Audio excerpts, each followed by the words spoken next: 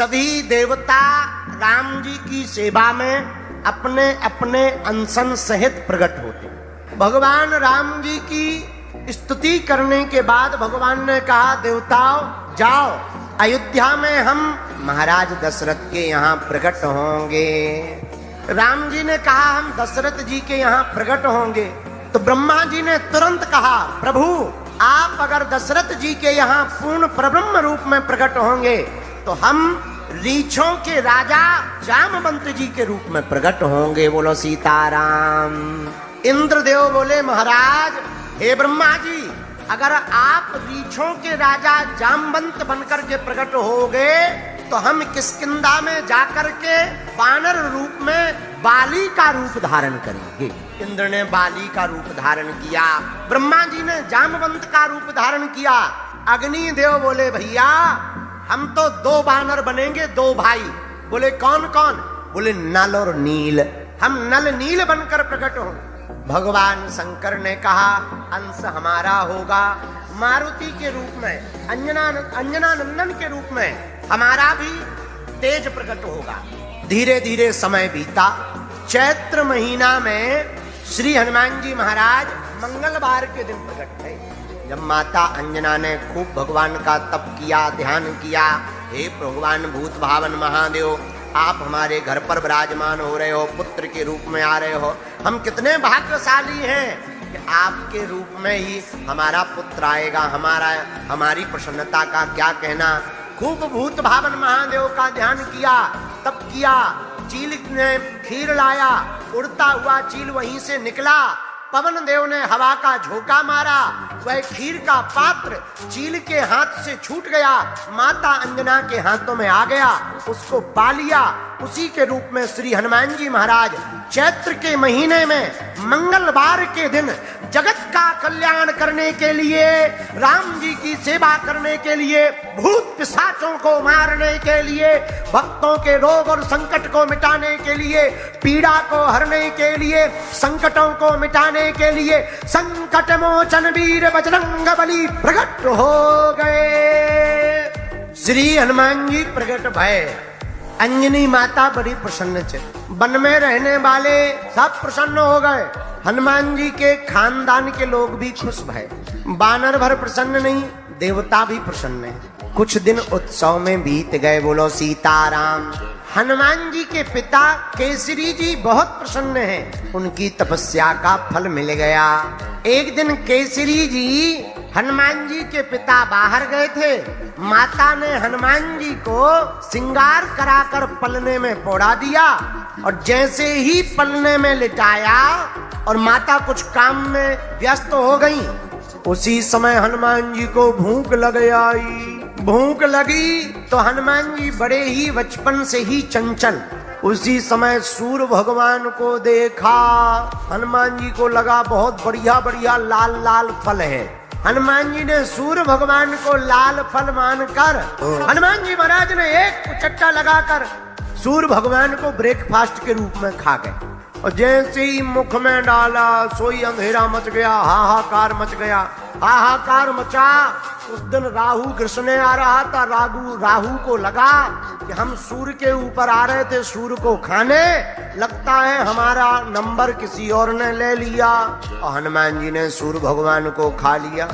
राहु भागा भागा इंद्र के पास गया। महाराज, सूर्य के ऊपर ग्रहण करने का धर्म हमारा है, सूर्य को खाने का अधिकार हमको है, आपने किसी बानर को कैसे दे दिया? इंद्र देवता बोले हमने तो किसी को नहीं दिया। राहु बोला पे सूर्य भगवान तो खप गए। किसने खाया? बोले एक बानर के छोटे से बालक ने खा लिया।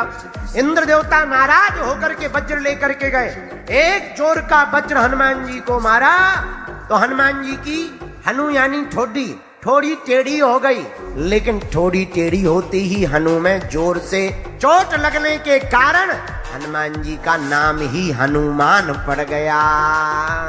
सूर्य भगवान जब छटपटा के बाहर निकले तो मनी मन सोचने लगे, हे भगवान, छोटा सा तो बालक, बताओ इसे भूख लगती है तो ब्रेकफास्ट में हमें खा जाता। हनुमान जी ने सूर्य भगवान को छोड़ दिया।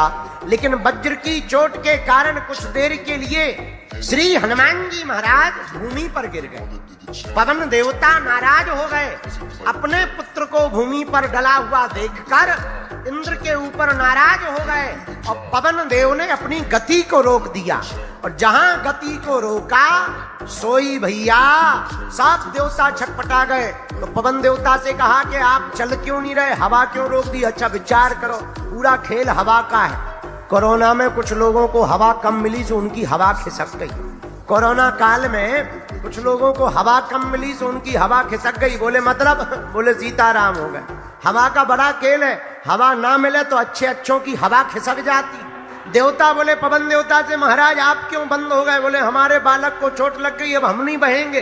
देवता बोले महाराज हम सब आशीर्वाद तुम्हारे बालक को देंगे, पर आप पहले चलना तो प्रारंभ करो। तब जाके चले, और जैसे ही चले तो सबसे पहले ब्रह्मा जी बोले पवन देव हम आपके बालक को आशीर्वाद दे रहे, आज के बाद कभी भी तुम्हारे इस बालक हनुमान को ब्रह्म पास नहीं सता पाएगा।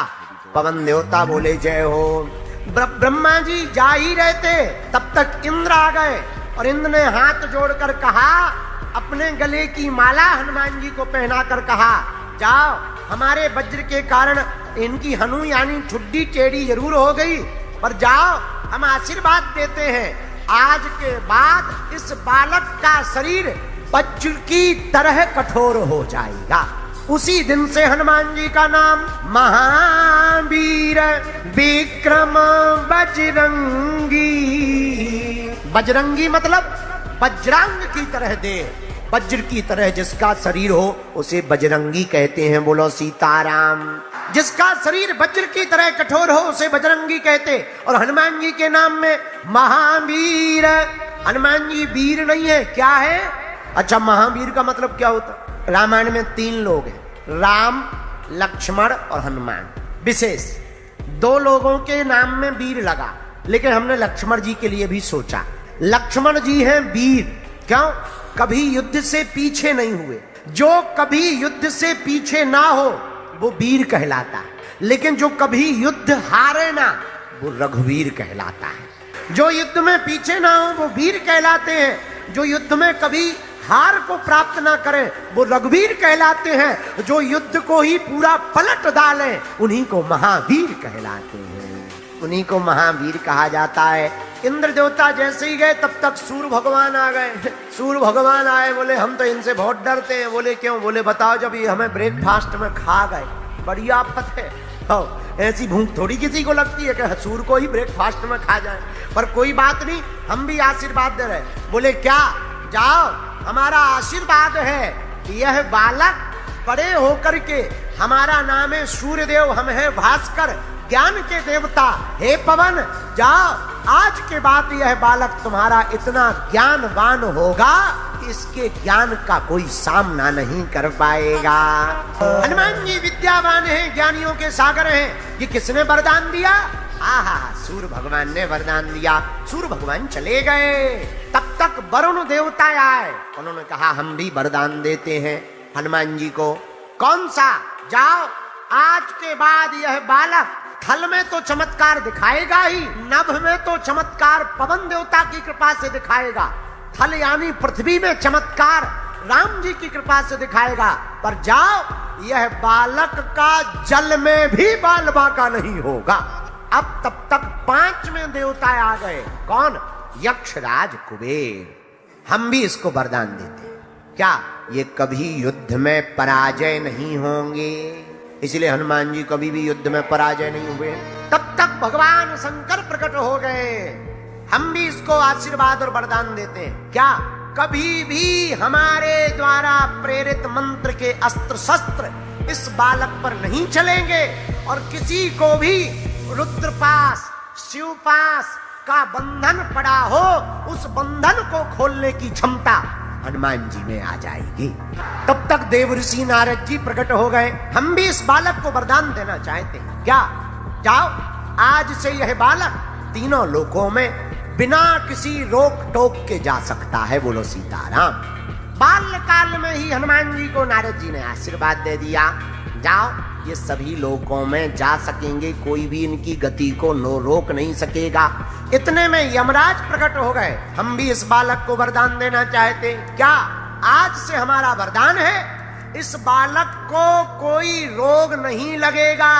हम यमराज हैं। और दूसरा वरदान इस बालक को ये है, इसका जो भी भगत बनेगा उसका भी रोग मिट जाएगा।